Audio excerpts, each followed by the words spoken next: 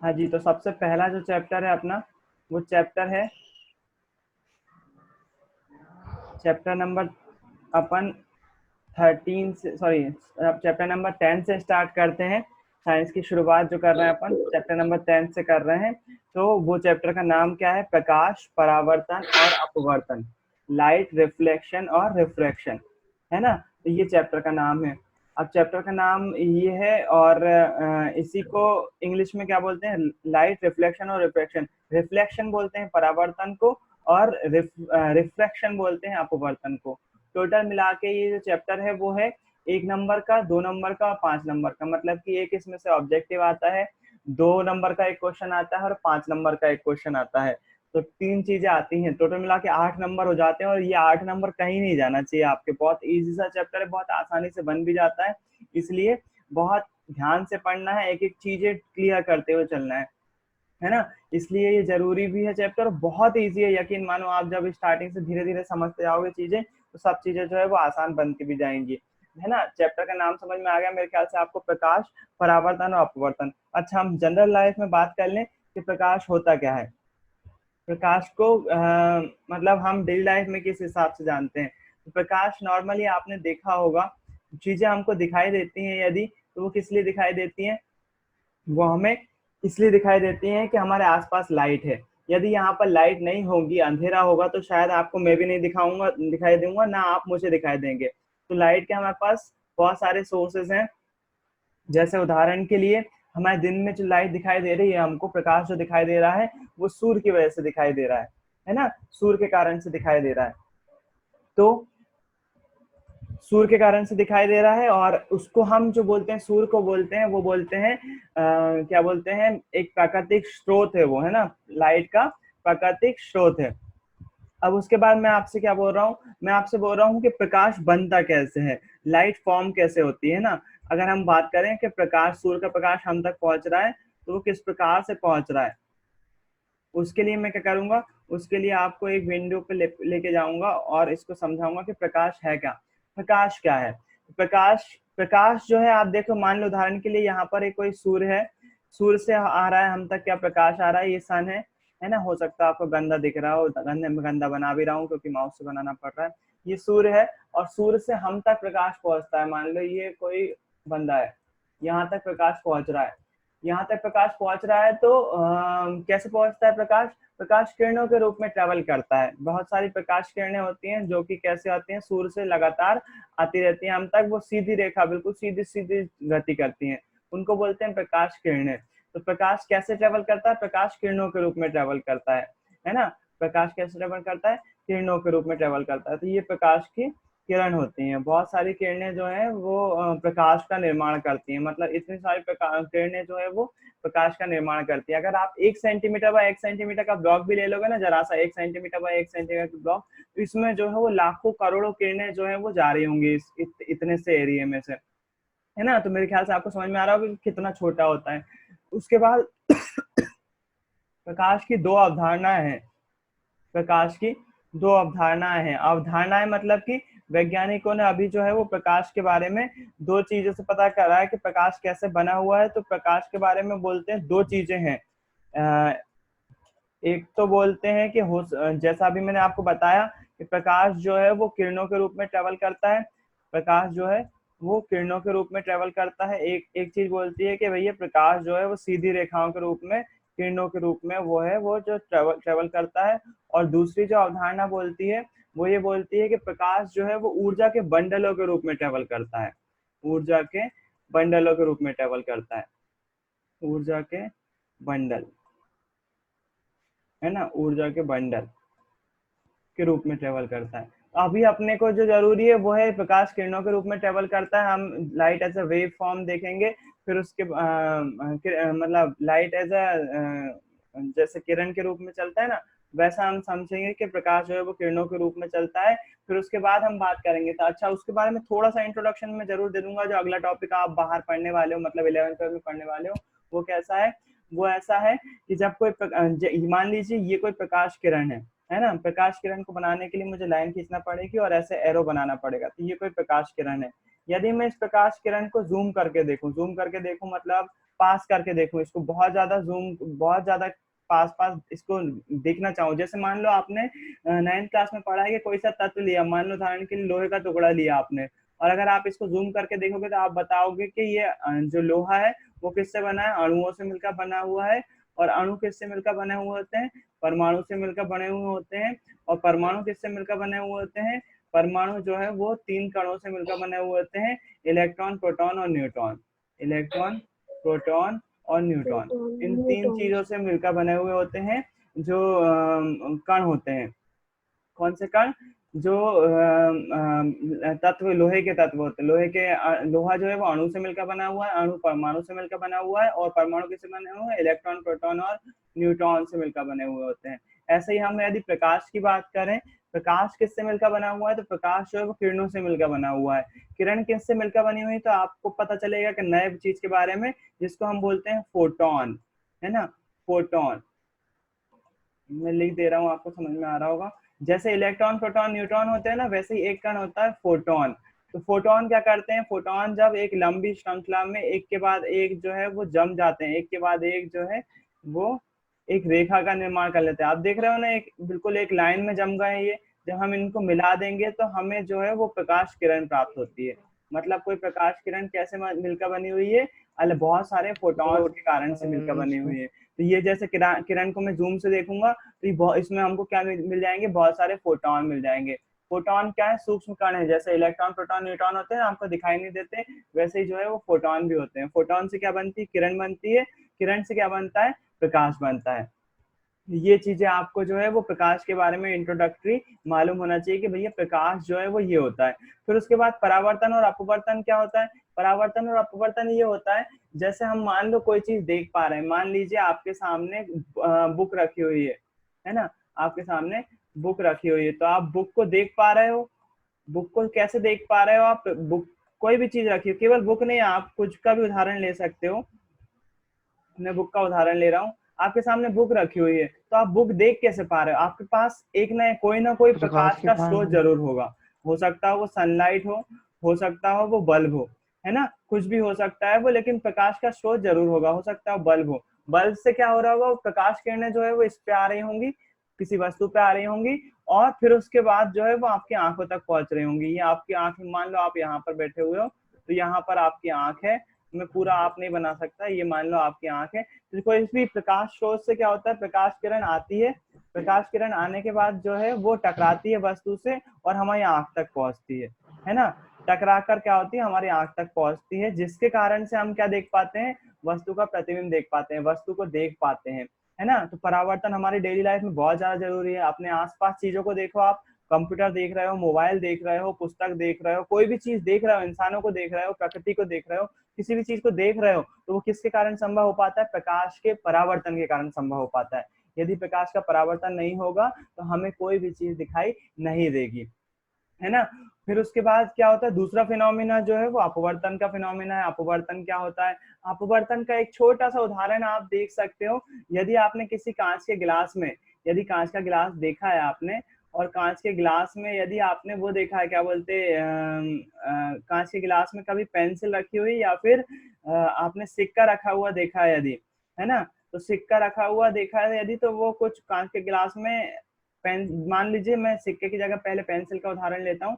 कोई पेंसिल रखी हुई है, यदि कोई पेंसिल रखी हुई है और इसमें अगर अपन पानी भर दें, अगर हम इसमें पानी भर दें, तो आप देखोगे जैसे ही आपने पानी भरा ना, तो ये पेंसिल सीधी ना होकर थोड़ी सी तिरछी दिखाई देगी, है ना। ये तिरछी दिखाई देने के कारण इसका रीजन है अपवर्तन, इसका रीजन है अपवर्तन, जिसके बारे में अपवर्तन। हम इस चैप्टर में चर्चा करेंगे, है ना। तो दो फिनोमिना के बारे में चर्चा करते हैं, एक परावर्तन और दूसरा अपवर्तन। पूरा चैप्टर बस इन दोनों पोर्शन पे डिपेंड है, जो कि आपको अगली स्लाइड में पता भी चलेगा, प्रकाश का परावर्तन और प्रकाश का अपवर्तन, है ना। तो ये अपवर्तन। हमने इंट्रोडक्शन देख लिया, हमने चैप्टर 10 में हम क्या क्या पढ़ने वाले हैं, क्यों पढ़ने वाले हैं, क्यों जरूरी है। हम अगर परावर्तन के बारे में नहीं जानेंगे तो हम कैसे पता लगाएंगे कि प्रकाश जो हम आसपास देख पा रहे हैं चीजें, वो किस कारण से देख पा रहे हैं, परावर्तन के कारण से। तो हमें पता तो होना चाहिए परावर्तन होता क्या है। फिर उसके बाद जो है अपवर्तन के बारे में भी पता होना चाहिए। जैसा कि आपको सामने स्लाइड पे दिख रहा है, चैप्टर को 2 पोर्शन में डिवाइड किया हुआ है। एक पूरा पोर्शन जो है वो परावर्तन से रिलेटेड है और दूसरा पोर्शन जो है वो अपवर्तन से रिलेटेड है। अपवर्तन से। सबसे पहले हम परावर्तन में देखेंगे टॉपिक। परावर्तन में कौन कौन से टॉपिक देखेंगे? सबसे पहले परावर्तन की परिभाषा और नियम देखेंगे कि परावर्तन किसे कहते हैं, परावर्तन की परिभाषा क्या है, उसके नियम क्या है, जो कि अभी अपन धड़ाधड़ जल्दी जल्दी देखेंगे उसके बारे में। फिर उसके बाद देखेंगे दर्पण। तो याद रखिए परावर्तन से जुड़े हुए जितने भी कॉन्सेप्ट आएंगे ना, उसमें दर्पण के बारे में आएगा, केवल और केवल दर्पण के बारे में आएगा। फिर उसके बाद अपवर्तन के बारे में बात करेंगे तो उसमें लेंस के बारे में आएगा। अभी अपन दर्पण के बारे में सारी बातें करेंगे, फिर उसके बाद लेंस के बारे में भी सीखेंगे, है ना। तो परावर्तन के केस में दर्पण देखेंगे। दर्पण में देखेंगे अपन दर्पण कितने प्रकार के होते हैं, उनका यूज कहाँ कहाँ किया जाता है, उनसे बनने वाले प्रतिबिंब, है ना। तो उसके लिए चिन्ह परिपाटी भी देखना पड़ेगी हमें। जो चिन्ह परिपाटी आप कल देख चुके हैं, बहुत सारे बच्चे देख चुके हैं। नहीं देखा है तो आपको यूट्यूब पे वीडियो अवेलेबल है, वो आप देख सकते हो, जितने भी वीडियो मिस हुए। मैं स्टार्टिंग का वीडियो केवल फिर से बना रहा हूँ ताकि आप लोग जो छूट चुके थे स्टार्टिंग से आप लिंक में आ जाओ, वापस देख सको कैसे क्या चीजें हो रही है। चिन्ह परिपाटी देखोगे, चिन्ह परिपाटी के बाद दर्पणों के लिए प्रतिबिंब कैसे बनते हैं। अवतल दर्पण उत्तल दर्पण से प्रतिबिंब बनने की स्थिति अभी हो चुका है, तो उसका वीडियो भी अवेलेबल है, आप यूट्यूब पे देख सकते हो। दर्पण के लिए प्रतिबिंब किस प्रकार बनते हैं, कैसी कैसी स्थितियां होती हैं, वो सारी चीजें आप देखोगे। और आखिरी में देखोगे दर्पण सूत्र और आवर्धन। दर्पण सूत्र एक बड़ा सा टॉपिक है जिसमें जो कि पूछा जाता है। हालांकि इसमें डेरिवेशन भी है, वो डेरिवेशन पुरानी बुक में था, नई बुक में खत्म कर दिया गया है, लेकिन फिर भी एक बार वो डेरिवेशन से हम उसका फॉर्मूला निकालेंगे, दर्पण सूत्र क्या होता है। उसके बाद देखेंगे आवर्धन क्या होता है, ये सारी चीजें हैं। फिर उसके बाद अपवर्तन का भी देखो, आप वैसे के वैसे लिख रहे हैं, जैसा परावर्तन था वैसे ही अपवर्तन। अपवर्तन के बारे में अपन को लिखना पड़ेगा, अपवर्तन किसे कहते हैं, उसके परिभाषा नियम। फिर उसके बाद लेंस कितने प्रकार के होते हैं, कैसे बनता है लेंस। फिर उसके बाद चिन्ह परिपाटी लेंस के लिए फिर से आएगी, है ना। फिर उसके बाद लेंस के लिए प्रतिबिंब, लेंस के लिए भी जैसे अपन दर्पण के लिए प्रतिबिंब पढ़ते हैं वैसे लेंस के लिए भी प्रतिबिंब पढ़ने वाले हैं। उसके बाद आखिरी में जैसे यहाँ पर दर्पण सूत्र बनाया था, यहाँ पर लेंस सूत्र बनाएंगे और आखिरी में लिख देंगे लेंस की क्षमता और आवर्धन। और इसी के साथ साथ हमारा अपवर्तन का टॉपिक भी क्या हो जाएगा, खत्म हो जाएगा। तो मैंने आपको ये ओवरव्यू दिया कि चैप्टर इस प्रकार से चलेगा, धीरे धीरे जो है वो चैप्टर इस प्रकार से चलेगा और आपको जो है धीरे धीरे रट भी जाएगा। देखिएगा आप आखिरी में आपको जो है वो चैप्टर पूरी तरह से रटा होगा, एक के बाद एक टॉपिक आपको रटे हुए होंगे, क्योंकि बहुत इजी सा चैप्टर है, बहुत आसानी से समझ में भी आता है। तो सबसे पहला जो टॉपिक है वो है प्रकाश का परावर्तन, है ना, रिफ्लेक्शन ऑफ लाइट।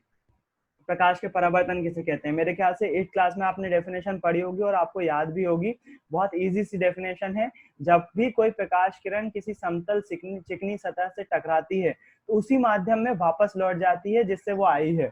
प्रकाश से जुड़ी इस घटना को हम प्रकाश का क्या कहते हैं, परावर्तन कहते हैं। परावर्तन। डायग्राम भी दिख रहा है यहाँ पर, डायग्राम बहुत इजी सा डायग्राम है, कुछ भी उसमें टफ नहीं है। डायग्राम में क्या हो रहा है, देखो आप ध्यान से डायग्राम को। डायग्राम में क्या हो रहा है, ये प्रकाश किरण आ रही है, आपतित किरण दिख रही है ना आपको, ये प्रकाश किरण आ रही है, ये दर्पण पर टकरा रही है और दर्पण से क्या हो जा रही है, परावर्तित हो जा रही। इससे पहले कि आप ये पूछें कि ये आप मैं आगे बढ़ूं, उसके पहले आपको ये बताना पड़ेगा कि दर्पण होता क्या है ना। तो दर्पण कैसे बनता है, इसके बारे में एक बार चर्चा कर लेते हैं कि दर्पण होता क्या है। आप सभी ने कांच देखा है, कांच कैसा होता है, खुद कैसा होता है, पारदर्शी होता है। यदि मान लो ये कोई कांच रखा हुआ है, यदि मैं इस कांच के इस साइड खड़ा हुआ हूँ, इस साइड खड़ा हुआ हूँ, मेरी आंख जो है वो इस साइड है, अगर मैं इधर से देख रहा हूँ और ये मान लीजिए कोई मिरर है, मिरर नहीं, ये कोई कांच है, ग्लास है ना, ग्लास है यदि, और मैं यहाँ से देख रहा हूँ इसको, तो मैं इसके आर पार देख सकता हूँ। मतलब यदि कांच के इस साइड कोई वस्तु रखी होगी, मान लो कोई पेड़ है, यहाँ पर कोई वस्तु रखी हुई होगी, तो मैं उसको आसानी से देख सकता हूँ, है ना। कैसे देख सकता हूँ, क्योंकि कांच जो है वो पारदर्शी माध्यम होता है, पारदर्शी माध्यम होता है तो मैं उसके आर पार देख सकता हूँ, है ना। जब इसी कांच को हम क्या करते हैं, एक साइड से पॉलिश कर देते हैं, एक साइड से पॉलिश कर देते हैं यदि, तो क्या हो जाता है, इसकी दूसरी सतह जो है वो परावर्तक पृष्ठ बन जाती है। मान लीजिए मैंने ये कांच का जो पीस था जिसके मैं आर पार देख पा रहा था, मैंने इसके एक साइड क्या कर दिया, पॉलिश कर दिया। किसका पॉलिश कर दिया, नॉर्मली चांदी का बोला जाता है, लेकिन नॉर्मली चांदी का करते नहीं है, एल्यूमिनियम का भी कर सकते हैं और कई कई जगह पर पारा का भी यूज किया जाता है, क्योंकि चांदी बहुत महंगी होती है ना। पारा क्या होता है भैया? पारा भी धातु है, जो पारा जो है वो आपने थर्मामीटर में देखा है, चमकीली धातु है, वो हाँ थर्मामीटर हाँ में हाँ भरी भैया जाती है। देखा है। 9th क्लास के पेपर में ऑब्जेक्टिव भी आया था, उसमें धातु का नाम हाँ पारा ही लिखना था, है ना। तो हाँ इसमें भैया। क्या कर दिया हमने, एक साइड क्या कर दी, पॉलिश कर दी। जब एक साइड पॉलिश कर दी तो इसका दूसरी जो सतह होगी, मतलब इस साइड की जो सतह होगी, इससे जो है हमें हमारा ही प्रतिबिंब दिखने लगेगा। तो ऐसी सतह को हम बोल देते हैं परावर्तक सतह। परावर्तक सतह, तो आपको ये परावर्तक सतह बहुत बार सुनने को मिलेगा अभी स्टार्टिंग में, तो आपको याद भी रखना है। ये हो जाएगी परावर्तक सतह। मतलब क्या हुआ भैया, हुआ ये यदि हम किसी कांच के एक सतह पर पॉलिश कर दें, किसी भी चीज की, चांदी की, एल्यूमिनियम की, पारे की, किसी की भी पॉलिश कर दें, तो उसकी दूसरी सतह मतलब अपोजिट साइड की सतह कैसी हो जाएगी, परावर्तक सतह की भांति कार्य करने लगेगी, और हमें क्या दिख जाएगा उसमें, मिरर, उसमें जो है अपनी इमेज दिखने लगेगी। उसी को हम क्या बोलते हैं, उसी उसी को हम क्या बोलते हैं, कांच बोलते हैं। ये क्या बन जाएगा, परावर्तक सतह हमें जैसे मिलेगी वो क्या बन जाएगा, कांच बन जाएगा।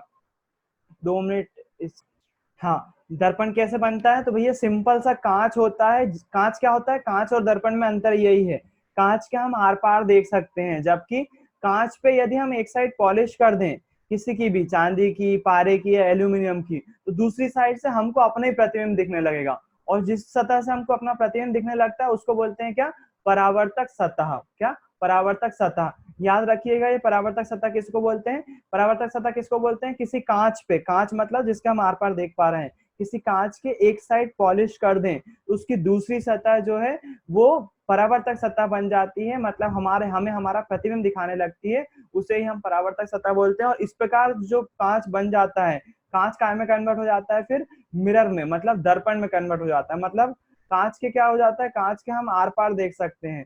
जब कांच की एक सतह पर पॉलिश कर दिया तो उसकी दूसरी सतह परावर्तक सतह बन जाती है, और उसे ही हम क्या बोलते हैं, दर्पण कहते हैं। ये याद रखिएगा, दर्पण और कांच में फर्क होता है। कांच मतलब होता है इंग्लिश में ग्लास, GLASS, और दर्पण मतलब होता है मिरर, जिसमें हम अपना चेहरा देखते हैं। सुबह उठ के से ही ब्रश वगैरह करते हैं ना, तो अपना चेहरा देखते हैं कि नहीं देखते, तो उसको बोलते हैं मिरर, है ना। तो कांच से मिरर कैसा बनता है, कांच की एक सतह पर पॉलिश कर दो तो उसकी दूसरी सतह परावर्तक सतह बन जाती है, और क्या बन जाता है, मिरर बन जाता है।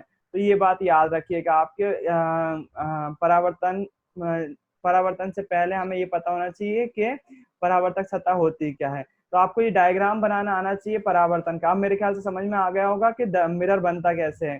तो मिरर मतलब दर्पण बनता कैसे है। तो यहाँ पर जो दर्पण दिख रहा है आपको, वो दर्पण ऐसे ही बना हुआ है। अब करा क्या हमने, करा ये कि हमने कोई एक दर्पण लिया। दर्पण बनाने के लिए आपको याद रखना है कॉपी में दर्पण कैसे बनाना है, एक एक सीधी सी लाइन खींचना है। अभी ये कांच है, कांच है मतलब ग्लास है, इसको दर्पण बनाना है तो हमको इसको पॉलिश करना पड़ेगा। तो हम क्या कर देंगे, नीचे ऐसी टेढ़ी लाइनें खींच देंगे। सीधी मत खींचना, मैं टेढ़ी को सोच समझ के खींच रहा हूँ, है ना। तो आपको टेढ़ी खींचना पड़ेंगी। इसको बोलेंगे हम क्या, इसको क्या कर दिया हमने, कांच को पॉलिश कर दिया दूसरी साइड से। जब इसको पॉलिश कर दिया तो ये वाली जो सतह रहेगी इसके अपोजिट साइड की, ये कैसी बन जाएगी, परावर्तक सतह बन जाएगी। तो इसको बोलेंगे हम परावर्तक सतह। परावर्तक सतह, ये परावर्तक सतह बन गई, है ना। फिर उसके बाद क्या, उसके बाद ये कि हम आपतित किरण किसको बोलेंगे, तो प्रकाश किरण। यहाँ पर मान लीजिए कोई स्रोत होगा, है ना। स्रोत मतलब प्रकाश का स्रोत, वो स्रोत कुछ भी हो सकता है। प्राकृतिक स्रोत होते हैं सूर्य, चंद्रमा, तारे, और जो कृत्रिम स्रोत है, मतलब कृत्रिम मतलब मानव निर्मित जो स्रोत है, वो कुछ भी हो सकता है। बल्ब हो सकता है, टॉर्च हो सकता है, कोई सा भी प्रकाश का लालटेन हो सकता है, कुछ भी हो सकता है। तो प्रकाश स्रोत से क्या होता है, कोई प्रकाश किरण जब आती है और आईने से टकराती है, आईना मतलब मिरर, प्रकाश किरण जब आई और किसी मिरर से टकराई, दर्पण से टकराई या चिकनी सतह से टकराई, समतल और चिकनी से, जरूरी नहीं दर्पण पर ही हो। आपके सामने अगर टेबल रखी हुई है तो टेबल पे भी प्रकाश का परावर्तन हो रहा है ना। जब कोई प्रकाश किरण आती है और दर्पण या चिकनी सतह से टकराती है, तो वह उसी माध्यम में, मतलब इसी यहीं की यहीं जो है वो वापस हो जाती है। उसी माध्यम में बोल रहे हैं ना, मतलब यहाँ पर वायु माध्यम है, वायु का वायु में ही ट्रांसफर हो गया, दूसरे माध्यम की बात ही नहीं हो रही है। वायु में ही आई और वायु में ही चली गई, दूसरे माध्यम की बात नहीं हो रही है। जब आप अपवर्तन पढ़ेंगे तो अपवर्तन में वहां पर आपको दूसरे माध्यम का कॉन्सेप्ट पता चलेगा। यहाँ पर एक ही माध्यम है, वायु, है ना। इसलिए हम उसको क्या बोल रहे हैं, केवल एक माध्यम, उसी माध्यम में आई और उसी माध्यम में क्या हो गई, वापस लौट गई। तो प्रकाश से जुड़ी इस घटना को हम क्या बोलते हैं, प्रकाश का परावर्तन कहते हैं। प्रकाश का परावर्तन कहते हैं। किसे बोलते हैं, जब कोई प्रकाश किरण प्रकाश स्रोत से आती है और परावर्तित होकर उसी माध्यम में क्या हो जाती है, वापस लौट जाती है। तो प्रकाश से जुड़ी इस घटना को हम बोलते हैं प्रकाश का परावर्तन। अच्छा, ये जो प्रकाश किरण आई इसको हम बोलते हैं आपतित किरण, है ना। अभी हम देख भी रहे हैं डेफिनेशन, उसके पहले मैं बता दूं आपको, ये डायग्राम में आप इसको बोलते हैं क्या, आपतित किरण। फिर उसके बाद आपतित किरण के बाद क्या आता है, यहाँ पर आता है ये वाली जो किरण हमें प्राप्त हो रही है उसको हम बोलते हैं परावर्तित किरण, परावर्तित किरण।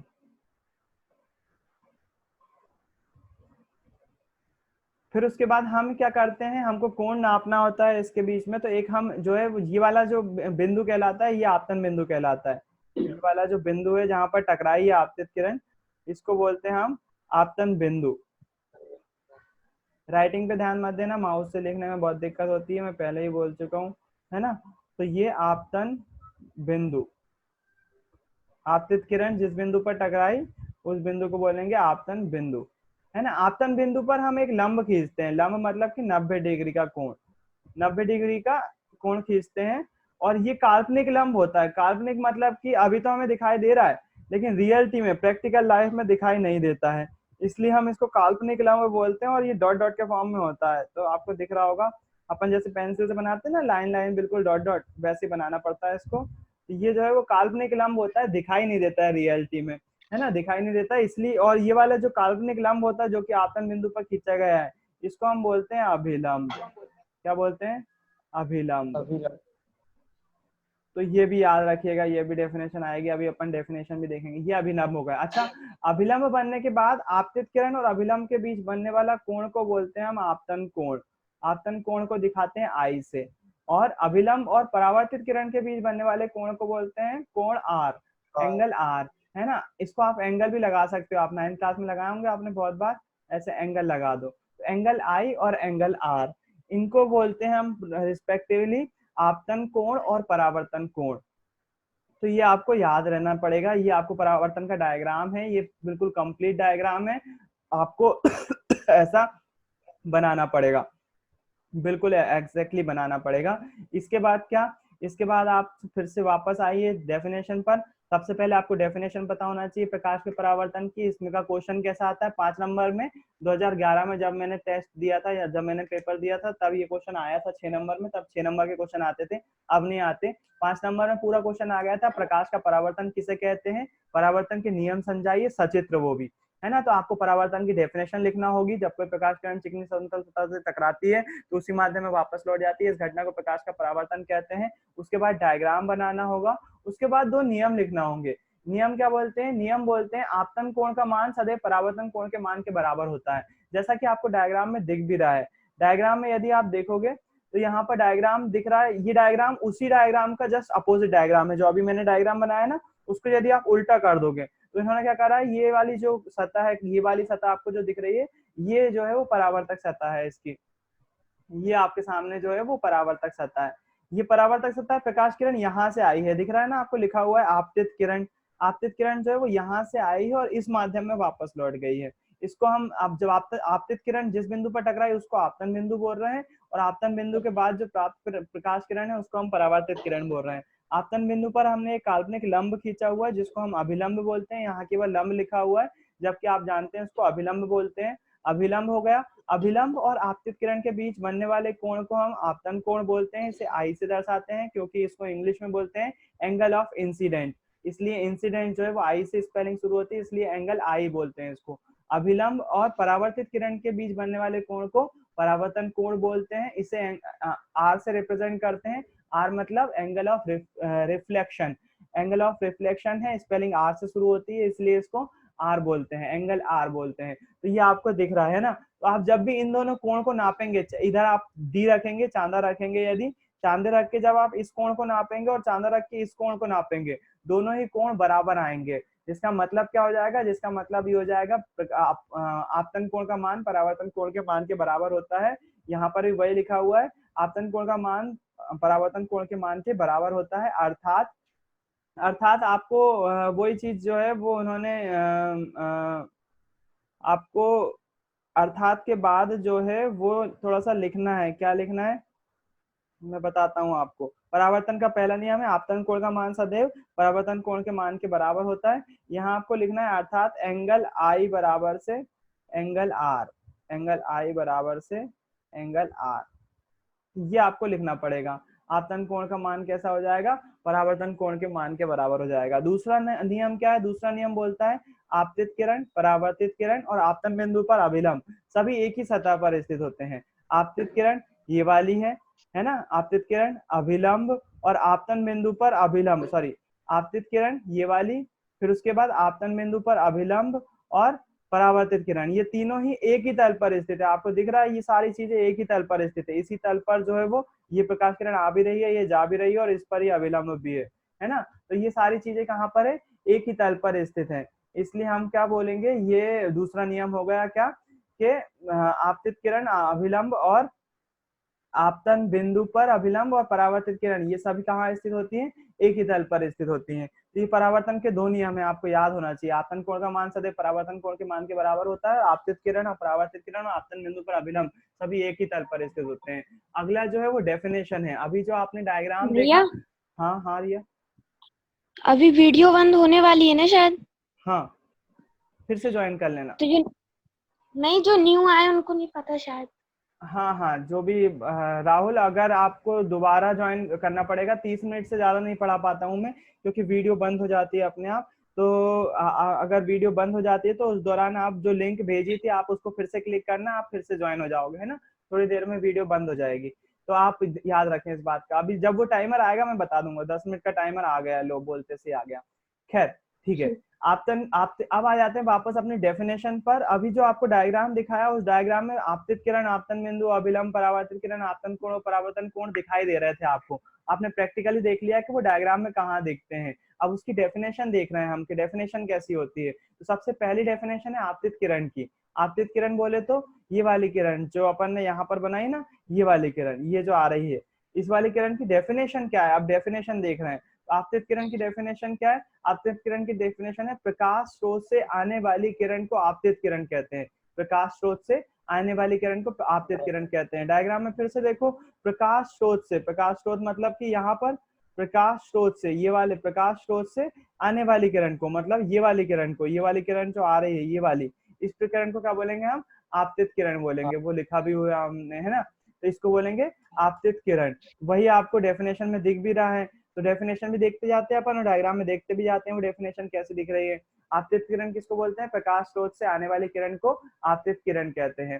फिर उसके बाद दूसरी डेफिनेशन क्या है, आपतन बिंदु। आपतन बिंदु किसे बोलते हैं, आपतित किरण दर्पण पर जिस बिंदु पर टकराती है उसे हम आपतन बिंदु कहते हैं। अच्छा एक और बात मैं बता दूं यहाँ पर, ये वाली डेफिनेशन जो है वो 2 नंबर में शायद पूछी जा सकती है, लेकिन ज्यादातर चांसेस है ऐसी डेफिनेशन के ऑब्जेक्टिव में आने के। तो वो आपको पता होना चाहिए, खाली स्थान दे सकता है या फिर सही गलत दे सकते हैं, कुछ भी दे सकते हैं, वो आपको आपको पता होना चाहिए कि ये चीज की डेफिनेशन होती क्या है। आपतित किरण देखनी है आपने आपने उसके बाद देख रहे हैं आपतन बिंदु। आपतित किरण दर्पण पर जिस बिंदु पर टकराती है उसे हम आपतन बिंदु कहते हैं। वापस आइए आप डायग्राम पर, डायग्राम पे दिखेगा आपको आपतित किरण, आपतित किरण दर्पण पर जिस बिंदु पर टकराई, मतलब इस बिंदु पर टकराई ना, इस बिंदु को क्या बोलेंगे हम, आपतन बिंदु बोलेंगे। ये लिखा हुआ है, इस बिंदु को क्या बोलेंगे, आपतन बिंदु बोलेंगे। तो ये आपकी दूसरी डेफिनेशन हो गई। तीसरी डेफिनेशन क्या है, अभिलंब की। आपतन बिंदु पर खींचा गया काल्पनिक लंब, यहाँ काल्पनिक देखो रेड से लिखा हुआ है मैंने, बहुत जरूरी है काल्पनिक लिखना, क्योंकि काल्पनिक होता है, अभिलंब दिखाई नहीं देता है, रियलिटी में हमारे सामने नहीं होता है। तो अभिलंब किसको बोलते हैं, आपतन बिंदु पर खींचा गया लंब। आपतन बिंदु पर खींचा गया लंब जो कि काल्पनिक लंब, केवल आप लंब नहीं बोलेंगे, आप बोलेंगे काल्पनिक लंब। आपतन बिंदु पर खींचा गया काल्पनिक लंब क्या कहलाता है, अभिलंब कहलाता है। तो ये अभिलंब की डेफिनेशन हो गई। अभिलंब की डेफिनेशन के बाद क्या है, अभिलंब की डेफिनेशन के बाद है परावर्तित किरण। परावर्तन के पश्चात प्राप्त किरण को क्या बोलते हैं, परावर्तित किरण कहते हैं। परावर्तन के पश्चात प्राप्त किरण को परावर्तित किरण कहते हैं। यहाँ पर देखो, परावर्तन के पश्चात हमें कौन सी प्रकाश किरण प्राप्त हो रही है, ये वाली प्रकाश किरण प्राप्त हो रही है, तो हम इसको क्या बोलेंगे, परावर्तित किरण बोलेंगे। सिंपल सी डेफिनेशन है, ये हो गई परावर्तित किरण की। परावर्तन के पास पश्चात प्राप्त किरण को हम परावर्तित किरण कहते हैं। आखिरी दो डेफिनेशन है, आपतन कोण और परावर्तन कोण। अभिलंब और आपतित किरण के बीच बनने वाले कोण को हम आपतन कोण कहते हैं, जबकि अभिलंब और परावर्तित किरण के बीच बनने वाले कोण को परावर्तन कोण कहते हैं। यदि हम फिर से डायग्राम में आए तो देखो फिर से वही बात, आपतित किरण ये वाली किरण और अभिलंब ये वाला अभिलंब, आपतित किरण और अभिलंब के बीच बनने वाले को, ये वाली किरण और ये वाला किरण, इन दोनों के बीच बनने वाले कोण को हम चांदे से इनके बीच कोण नापें तो हमें कोण प्राप्त हो जाएगा, उसको क्या बोलते हैं, आपतन कोण। आपतन कोण मतलब कि एंगल आई, एंगल आई ये हमको मिल जाएगा। अच्छा, अभिलंब और परावर्तित किरण के बीच बनने वाले कोण को क्या बोलेंगे, परावर्तन कोण, एंगल आर, है ना, एंगल आर यानी कि परावर्तन कोण। और परावर्तन कोण किसके बीच बनेगा, आप अभिलंब और परावर्तित किरण के बीच बनेगा कोण, उसको हम बोलेंगे क्या, परावर्तन कोण। तो ये सारी डेफिनेशन हो गई, आप देखो एक लाइन से चलती आती है सारी डेफिनेशन। सबसे पहले डेफिनेशन आती है आपतित किरण की, तो आपतित किरण किसको बोलते हैं, प्रकाश स्रोत से समतल चिकनी सतह की तरफ आने वाली किरण को हम क्या बोलते हैं, आपतित किरण कहते हैं। फिर उसके बाद आती है आपतन बिंदु की, आपतित किरण समतल या फिर दर्पण पर जिस बिंदु पर टकराती है उसे हम आपतन बिंदु कहते हैं। फिर उसके बाद क्या आती है अभिलंब की, आपतन बिंदु पर खींचा गया काल्पनिक लंब अभिलंब कहलाता है। फिर उसके बाद परावर्तित किरण की, तो परावर्तन के पश्चात प्राप्त किरण को परावर्तित किरण कहते हैं। फिर उसके बाद आपतन कोण की, तो अभिलंब और आपतित किरण के बीच बनने वाले कोण को हम आपतन कोण कहते हैं। अभिलंब और परावर्तित किरण के बीच बनने वाले कोण को हम परावर्तन कोण कहते हैं। तो ये सारी डेफिनेशन हो गई, मेरे ख्याल से समझ में आ गई होंगी, इजी सी डेफिनेशन है, कुछ भी नहीं है उसमें। अगली जो स्लाइड है वो क्या है, अब आ जाते हैं दर्पण पर, कि भैया दर्पण होते कितने प्रकार के हैं। तो इसमें आप ध्यान रखिएगा, अगर ऑब्जेक्टिव आपको आता है तो आपको डायरेक्ट देखो इसका आंसर, जैसे वो किसी ने पूछा दर्पण कितने प्रकार के होते हैं, तो इसका आंसर 2 भी हो सकता है और 3 भी हो सकता है। 2 कैसे हो सकता है और 3 कैसे हो सकता है, वो आपको याद रखना पड़ेगा। मैं इसको फिर से आपको पॉइंट में खोल के दिखाता हूँ। ये अगर आपके सामने हो सकता है क्वेश्चन आ जाए कि दर्पण कितने प्रकार के हो सकते हैं, तो इसका आंसर 2 भी होता है और 3 भी होता है। तो आपको ध्यान रखना है, सही आंसर जो है वो वैसे अगर ऑब्जेक्टिव में आता है तो आपको 3 लगाना है। 3 कौन कौन से होते हैं, पहला होता है समतल दर्पण, दूसरा होता है अवतल दर्पण और तीसरा होता है उत्तल दर्पण, है ना। अगर लेकिन लिखने के लिए आता है, हो सकता है 2 नंबर में क्वेश्चन लिखने के लिए आ जाए आपको, तो 2 नंबर में यदि क्वेश्चन लिखने के लिए आता है तो ये वाला स्ट्रक्चर जरूर बनाएंगे आप। दर्पण जो है वो 2 तरह के होते हैं, पहला समतल दर्पण और दूसरा गोली दर्पण। फिर गोली दर्पण फिर से 2 प्रकार का होता है, अवतल दर्पण और उत्तल दर्पण। ये आप स्ट्रक्चर बनाएंगे, बिल्कुल जरूरी है ये वाला स्ट्रक्चर बनाना, तभी आपको 2 नंबर मिलेंगे, नहीं तो मुझे मत बोलना आपके गड़बड़ हो गया, आपके नंबर कटे। अगर ऑब्जेक्टिव में आता है तो आप दर्पण 3 प्रकार के लिखेंगे। अच्छा, समतल दर्पण और गोली दर्पण होता क्या है, समतल दर्पण सिंपल सा होता है, एक सीधी सी रेखा होती है, जैसा कि आप घरों में देखते हो ना, अपना अपना आपका चेहरा जिसमें देखते हो वो समतल दर्पण ही होता है, एक सीधी रेखा होती है और उसके पीछे साइड क्या कर देते हैं, पॉलिश कर देते हैं। पॉलिश कर देते हैं तो क्या हो जाता है, उसकी सामने की सतह परावर्तक पृष्ठ बन जाती है और हमें उसमें चेहरा दिखाई देने लगता है, जैसा कि आपके नॉर्मल घरों में होता है, ये वाली परावर्तक सतह बन जाती है। पासा, पासा मतलब परावर्तक सतह, है ना। तो इसको हम समतल दर्पण बोलते हैं। गोली दर्पण किसको बोलते हैं, वो जरूरी है, तो वो जरूरी है तो वो अगले स्लाइड में वो पता भी चलेगा आपको। इस स्लाइड में केवल इतना ही काम था कि दर्पण जो है वो 2 तरह के होते हैं, समतल दर्पण, गोली दर्पण। गोली दर्पण फिर से 2 प्रकार के होते हैं, अवतल दर्पण और उत्तल दर्पण। ठीक, उसके बाद जो है हम देखेंगे गोली दर्पण ये कैसे बनते हैं, ये गोली दर्पण, अवतल दर्पण और उत्तल दर्पण कैसे बनते हैं, तो इस पे इसकी चर्चा कर लेते हैं। इसकी चर्चा करने के लिए हम फिर से इसको क्या करते हैं, एक स्लाइड में इस दूसरी फाइल में ओपन करते हैं। गोली दर्पण जो है 2 तरह से होते हैं, अवतल दर्पण और उत्तल दर्पण। अवतल दर्पण को इंग्लिश में बोलते हैं कॉनकेव मिरर और उत्तल दर्पण को बोलते हैं कॉन्वेक्स मिरर। कैसे बनते हैं उसके बारे में थोड़ी सी जानकारी ले लें, चर्चा कर लें कि अवतल दर्पण और उत्तल दर्पण बनते कैसे हैं। आपको यहाँ पर मैं एक गोला बना रहा हूँ, गोला और वृत्त में अंतर समझते हैं आप। ये गोला बनाया, व्रत मतलब मम्मी की चूड़ी, चूड़ी देखो आप देखोगे उसके अंदर कुछ नहीं भरा हुआ होता है, और गोला मतलब कि गेंद, गेंद के अंदर देखो हवा भरी हुई है, तो उसको बोलते हैं लड्डू। लड्डू क्या हो गया, गेंद हो गई। पृथ्वी क्या हो गया, गोला हो गया। तो गोला जो है उसके अंदर कुछ होता है, मैंने कुछ ना कुछ भरा हुआ होता है, चाहे वो हवा ही क्यों ना हो। मैंने एक गोला लिया और उस गोले को काट दिया यदि मैं गोले को काट दूं तो आपको क्या लगेगा, आपको जाहिर सी बात है, मैंने एक गोला लिया और गोले को काट दिया, अगर गोले को काटूंगा तो जो काटा हुआ हिस्सा अगर उसको ध्यान से देखूंगा तो वो एक प्लेट जैसी दिखेगी, एक प्याली जैसी दिखेगी। बस उसी की बात कर रहा हूं मैं यहाँ पर यदि मैं गोले को काट दूं तो मुझे एक प्याली दिख जाएगी, इस प्याली की बात कर रहा हूं मैं, है ना। अगर मैं इस प्याली पर एक कांच, ये कांच की कटोरी जैसी होगी, इस कांच की कटोरी पर यदि मैं बाहर से पॉलिश कर दूं, बाहर से पॉलिश कर दूं तो क्या होगा, इसकी आंतरिक सतह मतलब कि अंदर की सतह, ये वाली सतह कैसी हो जाएगी, परावर्तक पृष्ठ की भांति हो जाएगी, परावर्तक पृष्ठ की भांति हो जाएगी। मतलब इसमें हमको क्या दिखने लगेगा, अपना इसमें चेहरा दिखने लगेगा। उसी को हम क्या बोलेंगे, परावर्तक पृष्ठ बोलेंगे, परावर्तक सतह बोलेंगे, और उसमें हमको चेहरा दिखने लगेगा। जब हम किसी गोली सतह की बाहरी सतह पर पॉलिश कर देते हैं जिससे उसकी आंतरिक सतह जो है वो परावर्तक सतह बन जाती है, ऐसे दर्पण को हम बोलते हैं अवतल दर्पण।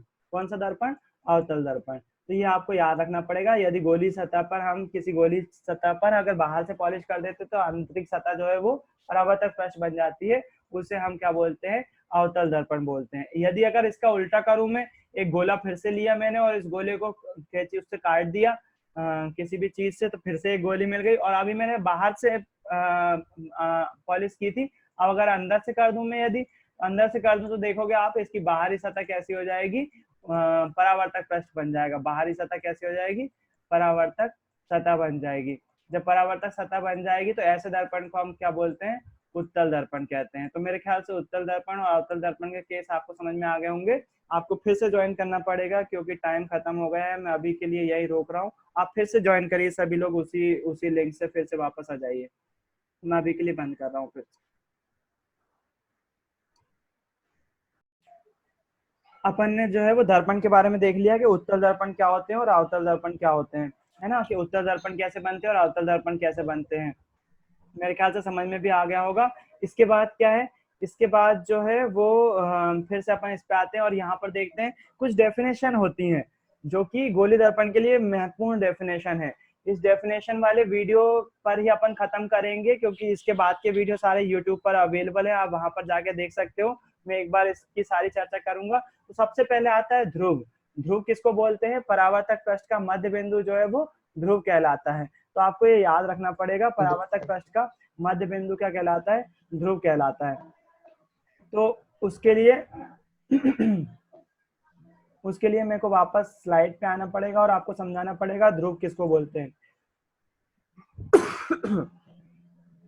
यहाँ पर मैं क्या करूंगा, इसको हटाऊंगा सबको, और देखो अब मैं यदि कोई अवतल दर्पण बना रहा हूँ, अवतल दर्पण बना रहा हूँ तो मुझे एक गोला लेना पड़ेगा और उसको काटना भी पड़ेगा। जैसे मैं काटूंगा उसमें मेरे को एक कटोरी जैसी मिल जाएगी, उस कटोरी पे क्या करूंगा मैं, पॉलिश कर देता हूँ यदि, तो वो अवतल दर्पण बन जाएगा। अच्छा मैंने इसका गोला काट दिया, अब देखो यहाँ पर जो है जी परावर्तक सतह मिल जाएगी मुझे, एक मिरर बन जाएगा एक, है ना।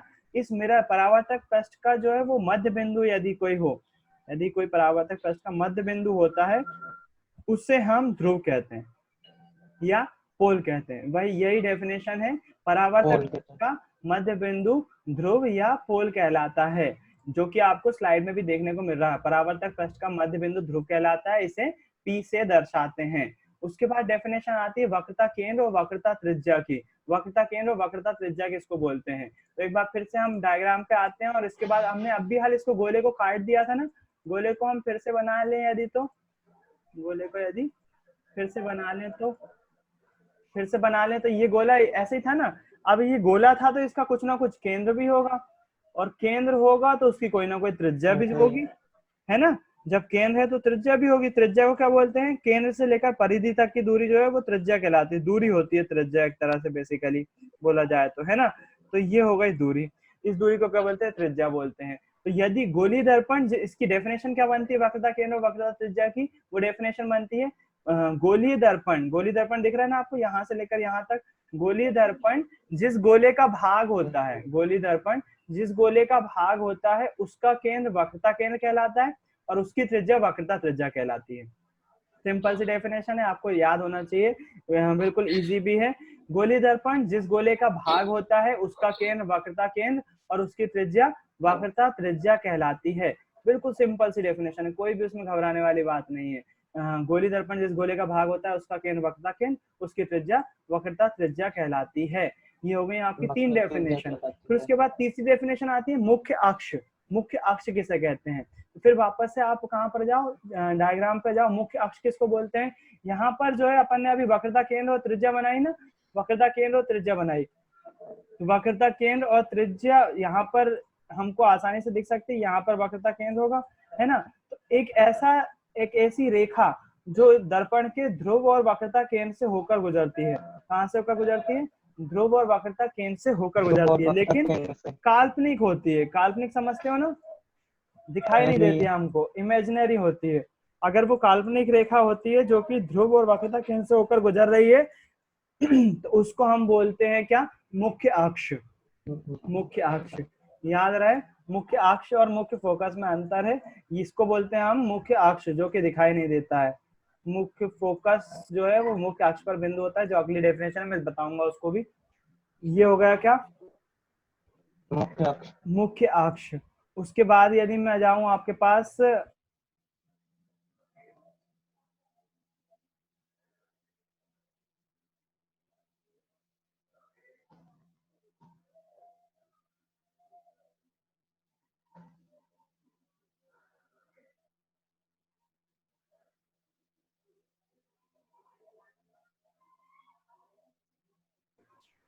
अगली डेफिनेशन जो बोल रही है वो द्वारक की बोल रही है। द्वारक कैसा होता है, द्वारक की डेफिनेशन देख ये आप लेते हैं। म्यूट हो गए थे। हाँ, वो गलती से हो गया था।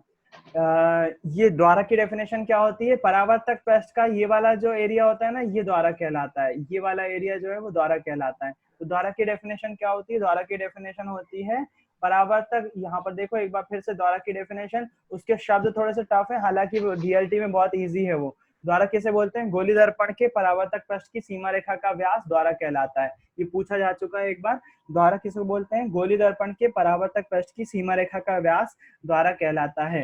गोली दर्पण की के परावर्तक पृष्ठ की सीमा रेखा का व्यास द्वारक कहलाता है। तो डायग्राम में देखो सिंपल सा है, द्वारक किसको बोलते हैं? इधर से लेकर इधर तक की दूरी को द्वारक बोलते हैं। तो गोली दर्पण की परावर्तक पृष्ठ की सीमा रेखा का व्यास क्या कहलाता है? द्वारक कहलाता है। इसके बाद क्या?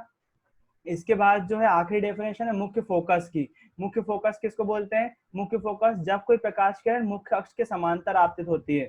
जब कोई प्रकाश किरण मुख्य अक्ष के समांतर आपतित होती है तो परावर्तन के पश्चात वो मुख्य अक्ष के जिस बिंदु से होकर गुजरती है।